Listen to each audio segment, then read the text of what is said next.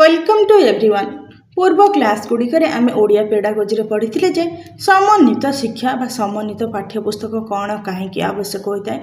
विशेषकर देखा गले आम प्राथमिक श्रेणी पिला निमंते समन्वित पाठ्यपुस्तक व्यवहार करा जो कि समन्वित अर्थात सामान भाव में भाषा गणित परिवेश इतिहास भूगोल मिसिक थाए पिला शिखि थाए पढ़ी थाए सामान भाव में कहीं गोटे सहित अन्यटी अंगांगी भाव में जड़ित थाए।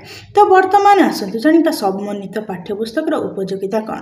प्रथम कही रखुचे आमर यही क्लास गुड़िक विशेषकर आम ओडिशा राज्य सरकार द्वारा करा विभिन्न प्रकार प्रवेशिका परीक्षा ता सहित जो मैंने सीटी पढ़ुंट एवं टीचरशिप एग्जामिनेशन जो मैंने एंट्रांस दौरान कॉम्पिटिटिव एग्जामिनेशन दौरान ता सहित ओएवीएस ओडिया एवं टीजीटी ओडिया टीजीटी आर्ट्स जो सबुथिरे कि ओडिया पेडागोजी रोची एवं ता सहित ओडिया ऑनर्स छात्र छात्री मानक तथा ओडिया पीजी करथिबा स्टूडेंट्स मानक यही क्लास टी विशेष भाव में उपयोगी। जदि आपण मानक आम क्लास टी भल लगुच तेज ताले नुआ नुआ क्लास आम चैनल टी को सब्सक्राइब कर नियंतु। वर्तमान आम जाना समन्वित पाठ्यपुस्तक उपयोगिता कौन आ जहाँ आपणकर किसी डाउट अच्छी कि मतामत अच्छी ताहा आपण कमेंट माध्यम जणाई पारिबे। वर्तमान आसतु जाना समन्वित पाठ्यपुस्तक उपयोगिता कौन। प्रकृत में आपण मैंने जानते समन्वित पाठ्यपुस्तक आमको किपर साहाय्य करे। आम जाने पूर्व क्लास आम समस्ते जड़े जड़े शिक्षक होगा आम मैंने शिक्षक जो मैंने अच्छा कि शिक्षक हे तेणु आम समन्वित पुस्तक उपयोगिता संपर्क में अवगत होगा दरकार। शिक्षक मानी विशेष भाव में आवश्यकता रही है। प्रकृत में यार उपयोगिता बहुविध तो यार उपयोगिता बहुत रही तो यार केतगुड़े उपयोगिता विषय आम मैंने वर्तमान आलोचना करवा। यही प्रकार पाठ्यपुस्तक पिलामानंकर अभिज्ञता भित्तिक अर्थात जो समन्वित पाठ्यपुस्तक अच्छी पिलामानंकर अभिज्ञता सहित जड़ित अच्छी अर्थात अभिज्ञता कौन पिला एमती माने भात खाए बेले बेले छोट पिला तो छोट मुंडे गणी बसे ये गोटे भात दुईटी भात तो भात कौन खाद्य जानिला माने जीव विज्ञान जानिला खाद्य खाइले शरीर सुस्थ रहा सहित गणन संख्या जानिला। तो यहाँ कौन माने गोटाई सहित आउ गोटे सहित मिसईकरी पिला जानिबा जानिछि तार यही अभिज्ञता अच्छी। ठीक से ही समन्वित पाठ्यपुस्तक गोटे विषय सहित आउ गोटे विषय कि भाई मिसईकरी पिला पढ़ेब सेटा पिला आगुरी शिखिछे आम पूर्व क्लास रे सेटा आम पढ़ी। जदि समन्वित पाठ्यपुस्तक कौन आपण मैंने जापर ना तेज पूर्व क्लास टी को देखी नियंतु। पाठ्यपुस्तक प्रसंग गुड़िक स्वाभाविकता रक्षा कर समन्वित कर शिक्षण को फलप्रद करता है। अर्थात जो पाठ्यपुस्तक रही तार जो प्रसंग रही स्वाभाविकता कहले नॉर्मल तार जो साधारण धर्म अर्थात साधारण धर्म कौन माने जमी इतिहास थी सहित से मिसिक थो इतिहासटा कौन रही है जमी माने पूर्व काल में मनीष आदिम मनुष्य थिला यह इतिहास स्वाभाविकता से रहा। यह सामग्रिक अभिज्ञता उपर पर्यवसित हो पिला शिक्षण स्वाभाविक अर्थपूर्ण होता है। सामग्रिक बोलिक कहले समग्र अर्थात संपूर्ण माने पिलार सब अभिज्ञता को लेकिन अर्थात पिला सब जानी था गोटे को आउ गोटे विषय सहित कौन संयोग कर बुझी पाता है। तेणुक या पिलापाई शिक्षणटा कौन स्वाभाविक आ साधारण आ अर्थपूर्ण अर्थात बुझीपार अर्थात जमी इतिहास तार आग क्लास रे बुझे इतिहास रे से जानी था घरे तार जो फेस देखाए दे कही तुम जेजे बड़ी देखा जेजे डेथ हो जाए इतिहास रे जेजे थिले ना नहीं किंतु वर्तमान रे से अच्छे से कौन वर्तमान फेस रो जो छुआर जो फेस रही फेस रो सेप आ तार जेजेंकर फेस रो सेप को फोटो देखी से चिन्ही थाए। तो यहाँ कौन माने यहाँ पिलार अभिज्ञता थाए तेणुक वर्तमान समय कौन से पाठ बहीटा पढ़ो से तार जो इतिहास और वर्तमान जो कार्यकलाप सब मिसईक से बुझीपार साधारण भाव में जापर।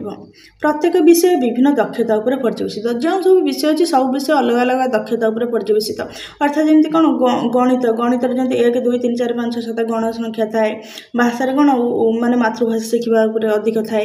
तो से सब भाव में विभिन्न भाषा विभिन्न विषय विभिन्न दक्षता उपर पर्यवेसित यही दक्षता गुड़िकर चयन सुचिंतित भाव कराकि पिला स्वाभाविक और प्रासंगिक। तो ये जो दक्षता रही सब ये दक्षता गुड़िक पिला कौन है बही सुचिंतित अर्थात चिंता कर भल भाव में बुझी चिंता कर यही भाव में विषय या जहाँकि पिला कौन सरल सुविधाजनक हम। ପାଠଗୁଡ଼ିକର ଉପସ୍ଥାପନ ଶୈଳୀ ଓ ଅଭ୍ୟାସ କାର୍ଯ୍ୟଗୁଡ଼ିକ ପିଲାଙ୍କ ମନ ଲାଖି ହୋଇଥାଏ। ଅର୍ଥାତ୍ ଯେଉଁ ପାଠର ଯେଉଁ ଉପସ୍ଥାପନ ଶୈଳୀ ରହିଛି ଆଉ ଯେଉଁ ଅଭ୍ୟାସ କାର୍ଯ୍ୟ ରହିଛି ପିଲାଙ୍କ ମନ ଲାଗେ, ଅର୍ଥାତ୍ ପିଲାଙ୍କୁ ଖୁସି ଲାଗିଥାଏ। ସେଥିପାଇଁ ପିଲାମାନେ ସ୍ୱତଃପ୍ରବୃତ୍ତ ଭାବେ ପଢ଼ିବା ପାଇଁ ମନ ବଳାଇଥାନ୍ତି। ତେଣୁକରି ପିଲାମାନେ କ'ଣ ସାଧାରଣ ଭାବରେ ନିଜେ ପାଠ ପଢ଼ିବା ପାଇଁ କ'ଣ ହୋଇଥାନ୍ତି, ଖୁସି ହୋଇଥାନ୍ତି। ଏହି ବହିରେ ଶିକ୍ଷକଙ୍କୁ ଶିକ୍ଷଣ କାର୍ଯ୍ୟ ପରିଚାଳନା ପାଇଁ ଯଥେଷ୍ଟ ସ୍ୱାଧୀନତା ଦିଆଯାଇଥାଏ। ତ ଏହି ବହିରେ କ'ଣ ହୋଇଥାଏ ନା ଶିକ୍ଷଣ କାର୍ଯ୍ୟ କରିବା ପାଇଁ ପରିଚାଳନା ପାଇଁ, ଅର୍ଥାତ୍ ପିଲାମାନେ ସେ ଚିତ୍ରଟିଏ ଦେଖିକି ଗଣିକି ଲେଖିବେ, ଏଠି ଗୋଟିଏ ଚିତ୍ରର ଅଧା ଦିଆଯାଇଥିବ, ସେ ଗୋଟିଏ ଚିତ୍ର ସମ୍ପୂର୍ଣ୍ଣ ଦିଆଯାଇଥିବ, ତାପରେ ଆଉ ଗୋଟେ ଚିତ୍ର ଅଧା ଦିଆଯାଇଥିବ, ପିଲାଟି ତାକୁ ପୂରଣ କରିବ। ଏଇଟା କ'ଣ ପିଲାକୁ ସ୍ୱାଧୀନତା ଦିଆଗଲା, ଅର୍ଥାତ୍ ପିଲା ସେ କାର୍ଯ୍ୟଟି ନିଜ ଖୁସିରେ କରିପାରିବ। ପ୍ରଥମ ଶ୍ରେଣୀ ପାଇଁ ଉଦ୍ଦିଷ୍ଟ ହସ୍ତକଳ ବହିରେ ଥିବା ପାଠଗୁଡ଼ିକର ଉପସ୍ଥାପନ ପ୍ରସ୍ତାବିତ ପାଠ ଅନୁଯାୟୀ କରାଯାଇପାରେ କିମ୍ବା ପିଲାଙ୍କ ସ୍ୱାଭାବିକ ପରିବେଶରୁ ପ୍ରାସଙ୍ଗିକ ଅଭିଜ୍ଞତାକୁ ନେଇ ବିକଳ୍ପ କାର୍ଯ୍ୟ ମାଧ୍ୟମରେ କରାଯାଇପାରେ।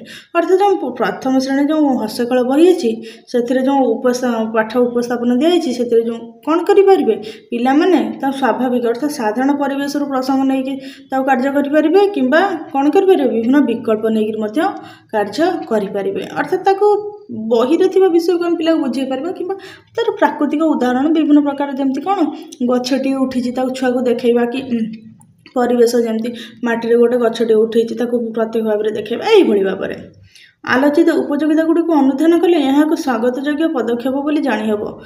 ତ ଏଇ ଉପଯୋଗିତାକୁ ଆମେ ଦେଖିଲେ କ'ଣ ଏଇଟା ଗୋଟେ ସ୍ୱାଗତ, ଏଇ ପଦକ୍ଷେପ ସ୍ୱାଗତ ବୋଲି ଜାଣିହେବ। ସମନ୍ୱିତ ପାଠ୍ୟପୁସ୍ତକ ଓଡ଼ିଶା ଓ ଅନ୍ୟ ରାଜ୍ୟମାନଙ୍କରେ ବହୁ ପ୍ରଶଂସିତ ହୋଇଛି।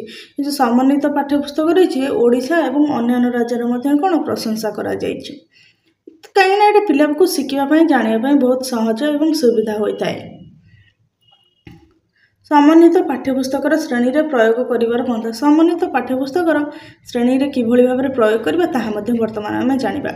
ଶ୍ରେଣୀରେ ଶିକ୍ଷାଦାନ ଶିକ୍ଷଣ କାର୍ଯ୍ୟରେ ସମନ୍ୱିତ ପାଠ୍ୟପୁସ୍ତକ ବ୍ୟବହାର କରିବା ସମୟରେ ଶିକ୍ଷକମାନେ ଏହା ସହିତ ଜଡ଼ିତ କେତେକ ସମସ୍ୟା, ଅର୍ଥାତ୍ ଯେକୌଣସି ଜିନିଷ ଯେକୌଣସି କାର୍ଯ୍ୟ ମଧ୍ୟ ଅଛି ତାକୁ କରିବାକୁ ଗଲେ ସେଥିରେ କିଛି ନା କିଛି ସମସ୍ୟା ଆସିଥାଏ।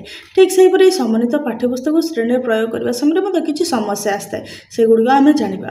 ଶ୍ରେଣୀରେ ଗୋଟିଏ ପାଠରେ ଥିବା ଅନେକ ଦକ୍ଷତା କିପରି ପଢ଼ାଯିବ। ତ ଗୋଟିଏ ପାଠ ଅଛି ଅନେକ ଦକ୍ଷତା, ଯେମିତି ପରିବେଶ ପାଇଁ ଅଲଗା ଦକ୍ଷତା, ବିଜ୍ଞାନ ପାଇଁ ଅଲଗା ଦକ୍ଷତା, ଭାଷା ପାଇଁ ଅଲଗା ଦକ୍ଷତା, ତାକୁ କିଭଳି ଭାବରେ ପଢ଼ାଯିବ ତାହା ଜାଣିବା ଦରକାର।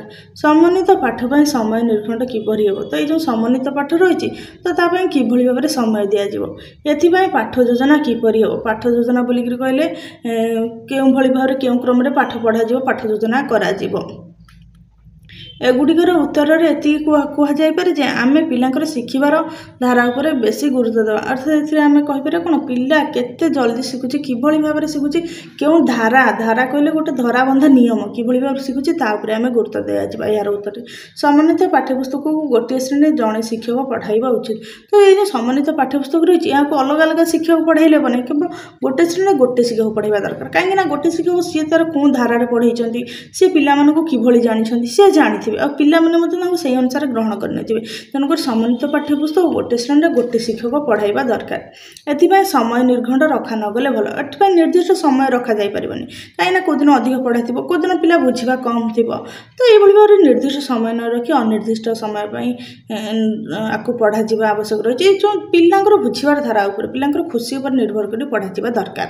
ପିରିୟଡ଼ ବ୍ୟବସ୍ଥା ରଖା ନଗଲେ ଭଲ। ଏହା ଗୋଟେ ପ୍ରସ୍ତାବ ଦିଆଯାଇଛି, କ'ଣ ନିର୍ଦ୍ଦିଷ୍ଟ ପିରିୟଡ଼ ନ ରଖି ସାଧାରଣ ଭାବରେ ପଢ଼ାଯିବା ଦରକାର। ଏହି ପୁସ୍ତକରେ ଶିକ୍ଷକମାନଙ୍କ ପାଇଁ ପ୍ରାରମ୍ଭିକ କାର୍ଯ୍ୟାବଳୀ, ଇନିସିଏସନ୍ ଆକ୍ଟିଭିଟି, ପରେ ପରେ ଅଭ୍ୟାସ କାର୍ଯ୍ୟ ପ୍ରାକ୍ଟିସ୍ ଆକ୍ଟିଭିଟି ଏବଂ ଶେଷରେ ମୂଲ୍ୟାୟନ କାର୍ଯ୍ୟାବଳୀ ଇଭାଲୁଏସନ୍ ଆକ୍ଟିଭିଟିର ବ୍ୟବସ୍ଥା କରାଯାଇଛି। ଏଥିରେ କ'ଣ ଅଛି ପ୍ରାରମ୍ଭିକ କାର୍ଯ୍ୟାବଳୀ, ଅର୍ଥାତ୍ ଯେଉଁ ଆମେ କହିଥାଉ ପ୍ରି ରିଡ଼ିଂ, ଅର୍ଥାତ୍ ପୂର୍ବାର୍ଜିତ ଜ୍ଞାନ, ଅର୍ଥାତ୍ ଗୋଟେ ଛୋଟ ଛୁଆକୁ ଆମେ ପଢ଼େଇଲେ ଗୋଟେ ବେଙ୍ଗ ଉପରେ ପଢ଼େଇଲେ, ଧର ବେଙ୍ଗଟି ପରିବେଶରେ ଅଛି, ଧର ବେଙ୍ଗର ଶରୀର ଗଠନ ବିଜ୍ଞାନରେ ରହୁଛି ନା ନାହିଁ, ଏଇଭଳି ଭାବେ ବେଙ୍ଗ ଉପରେ ପ୍ରଥମେ ପିଲାକୁ କିଛି ଗୋଟେ ପ୍ରଶ୍ନ ପଚାରିଯିବ, କିଛି ଗୋଟେ ଧାରଣା ଦିଆଯିବ। ଏହା କ'ଣ ଏହା ପ୍ରାରମ୍ଭିକ କାର୍ଯ୍ୟାବଳୀ। ପରେ ପରେ ଅଭ୍ୟାସ କାର୍ଯ୍ୟ, ତାକୁ ପଢ଼େଇ ଦେଲା ବୁଝେଇ ଦେଲା ପରେ ପ୍ରଶ୍ନ ବୁଝେଇ ଦିଆଯିବ, ତାପରେ ତାକୁ ପ୍ରଶ୍ନ ପଚାରାଯିବ। ଏସବୁ କ'ଣ ମାନେ ବୁଝେଇ ଦିଆଯିବ, ତାକୁ ଅଭ୍ୟାସ କରିବାକୁ ଦିଆଯିବ ଯେ ଏଇ ଯେଉଁ ଏମିତି ଗୋଟେ ବେଙ୍ଗ ଚିତ୍ର ଗୋଟେ ଅଛି, ଆଉ ଗୋଟେ ଚିତ୍ରର ରଙ୍ଗ ଦେଖେ ବେଙ୍ଗଟା କେଉଁଠି କ'ଣ ଅଛି, ତାର ହାତ ଗୋଡ଼ କେଉଁଠି ଅଛି, କିଭଳି ଭାବରେ ତା ଶରୀର ରଙ୍ଗ କିଭଳି, କେଉଁଠି ସେ ବଞ୍ଚେ, କେମିତି ଖାଏ ପିଏ। ବେଙ୍ଗ ହେଉଛି ଗୋଟିଏ ପ୍ରାଣୀ ଯିଏ କ'ଣ ଉଭୟ ଫୁସ୍ଫୁସ୍ ଆଉ ଚର୍ମ ମାଧ୍ୟମରେ ଶ୍ୱାସ ଶ୍ୱାସକ୍ରିୟା କରିଥାଏ। ଏଇଟା କ'ଣ ପିଲାକୁ କ'ଣ ହେଲା ଅଭ୍ୟାସ କାର୍ଯ୍ୟ ହେଲା। ତ ତାପରେ ଶେଷରେ ମୂଲ୍ୟାୟନ କାର୍ଯ୍ୟାବଳୀର ବ୍ୟବସ୍ଥା କରିଥାଏ। ତାପରେ ପିଲା ବୁଝି ସାରିଲା ପରେ ତାକୁ ପ୍ରଶ୍ନ ପଚରା ଯାଇଥାଏ। ତ ପ୍ରଶ୍ନରେ ସେ ଉତ୍ତର ଦେଇଥାଏ ଏବଂ ବିଭିନ୍ନ ପ୍ରକାର କ୍ୱେଶ୍ଚିନ୍ ଆନ୍ସରିଂ କରାଯାଇଥାଏ, ଯାହାଦ୍ୱାରା ମୂଲ୍ୟାୟନ କରାଯାଇଥାଏ ଯେ ପିଲାଟି କିଭଳି ଭାବରେ ଶିଖିଲା, କେତିକି ଜାଣିଲା, କ'ଣ କଲା।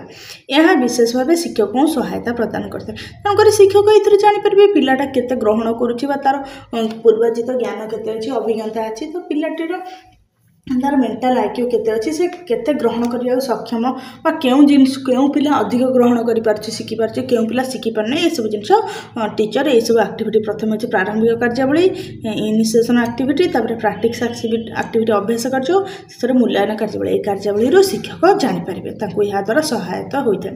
ଅଭ୍ୟାସ କାର୍ଯ୍ୟଗୁଡ଼ିକ କିପରି ପରିବର୍ତ୍ତନ କରାଯାଏ, ଅନ୍ୟ କାର୍ଯ୍ୟରେ ପରିବର୍ତ୍ତନ କରାଯାଇପାରିବ ସେ ବିଷୟରେ ଶିକ୍ଷକ ସୂଚନା ଦିଆଯାଇଛି।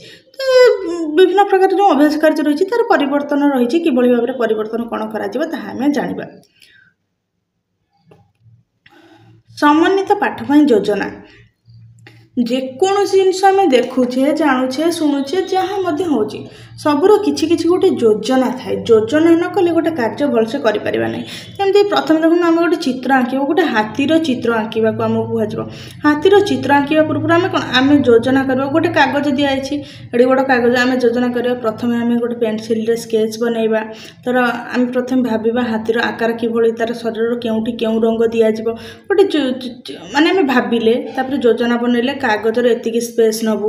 ତାପରେ ଏଥିରେ ପ୍ରଥମେ ଆମେ ପେନସିଲରେ କରିବା, ତ ତାପରେ କେଉଁଠି କଲମରେ ସେଟ୍ ଦିଆଯିବ ତାର ଆଖିରେ, ତ ତାର କେଉଁଠି କ'ଣ ଲାଞ୍ଜ ହେବ, ଏଠି ଗଛ ରହିବ, ନାଇଁ ଏଇଠି ଏଇ ରଙ୍ଗ ଦିଆଯିବ, ହାତୀର କାନ କରାଯିବ, এইভଳି ଭାବରେ।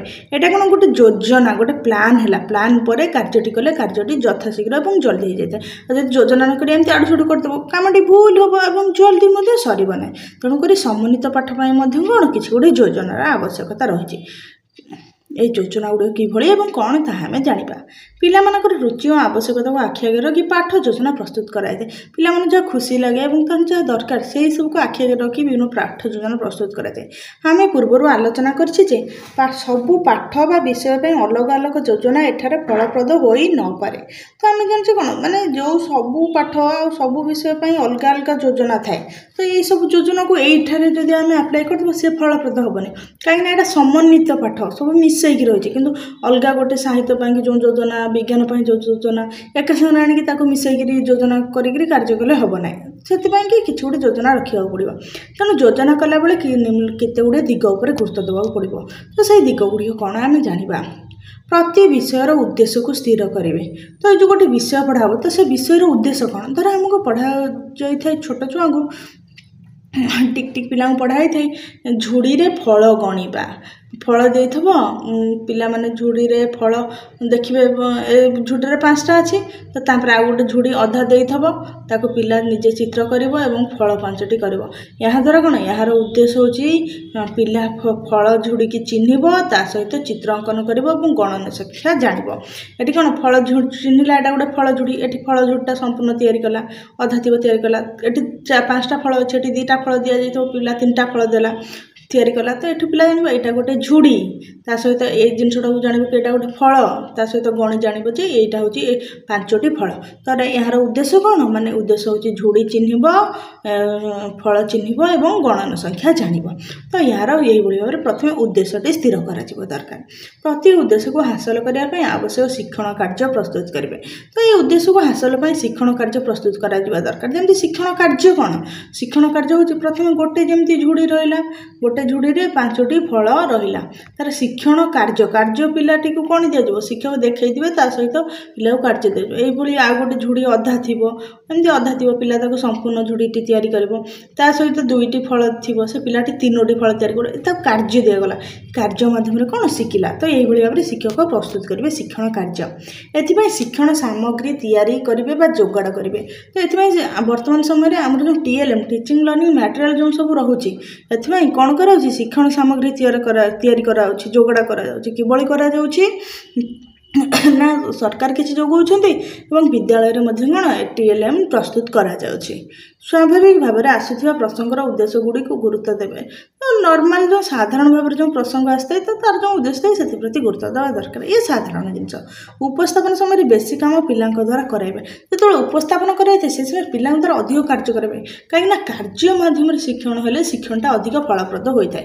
अर्थात जो भाव में शिक्षक कौन करेंगे पिला माने गोटे गछर गोटे पत्र देखाइबे गछर पत्र विषय पढ़ाइबे पत्र विषय पढ़ाई कहीदेवे पिला माने गछर सब एमती पत्र थाए पत्र नहले गछ मरीज पत्र गछ को खाद्य जोगाई थाए एवं पत्र रोषे होता है कहीदेवे कहीदेले कौन पिला कौन एत जापर कि पिला को जिते बड़े गोटे गछ देखई दिज्व से विद्यालय कि परिवेश गोटे गछ देखई दिज्व प्रथम दिन गोटे गछ देखईदे टीचर देखईदे यहाँ गोटे गछ अच्छी और गचर गोटे पत्र अच्छी पिला माने देखी था गछर पत्रटी छोट अच्छी तो तापर से पिला को बुझेदेवे कि आ माध्यम गछ कौन रोषे करे तापर से अनुधान करके रखिए पिला को कार्य देते जे तुम्हें प्रतिदिन खेल छुट्टी अलग अलग पिला अलग अलग गछ देवे कि तुम मूल पानी दब पिला पानी दब तो ता मध्य किसी पिला कौन गोबर जदि खत टिके भी देते जी देदेव ता गछटी अधिक बढ़ी जाइए अधिक खाद्य सार पाइला तो से फूल कढ़ा आसीथब